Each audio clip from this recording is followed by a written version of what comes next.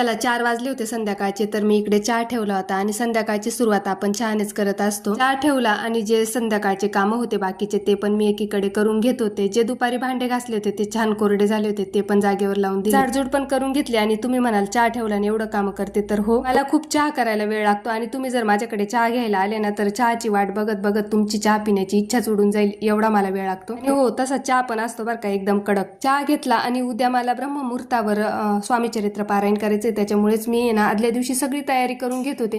तसं तर फरशी वगैरे मी उद्या परत सकाळी पुसेल, पण आदल्या दिवशी स्वच्छ असलेलं घर कधी पण चांगलं असतं. स्वच्छ आवरून मला मार्केटमध्ये पण जायचं होतं. स्वामींसाठी गजरे, फुल, हार घेऊन यायचे होते आणि दुसरे पण बाकीचे कामं होते. हळदी कुंकाला पण जायचं होतं. फरशी झाली आणि बाहेरचं पण मी पुसून घेतलं. तसं तर उद्या परत एकदा पाणी टाकून पुसूनच घेईल.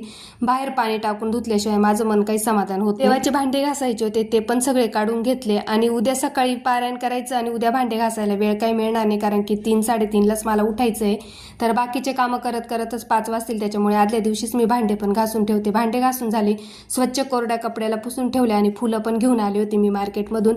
ते सुद्धा छान पिशवीमध्ये, एकाच मोठ्या पिशवीमध्ये भरून ठेवले. पिशवीमध्ये भरून ठेवले का मग ते खराब पण होत नाही आणि छान राहतील रात्रभर. फुलं तर 4-5 दिवस जातील, पण गजरे वगैरे चांगले राहतील पिशवीमध्ये जर पॅक करून ठेवले तर. जर पारायण केलं ना तर मला गजरे, फुलं, हार जर असे भरभरून असले ना तरच माझं मनाचं समाधान होतं आणि माझी पूजा पूर्ण झाल्यासारखं मला वाटतं. आणि उद्या साबुदाण्याची खिचडी करायची होती, त्याच्यासाठीच मी साबुदाणा भिजत टाकत होते. उपवास बिपास काही नाही बरं का, त्यांची इच्छा झाली म्हणून मी इकडे साबुदाणा भिजत टाकला. तर चला भेटूया नेक्स्ट व्हिडिओमध्ये, तोपर्यंत सगळ्यांना बाय.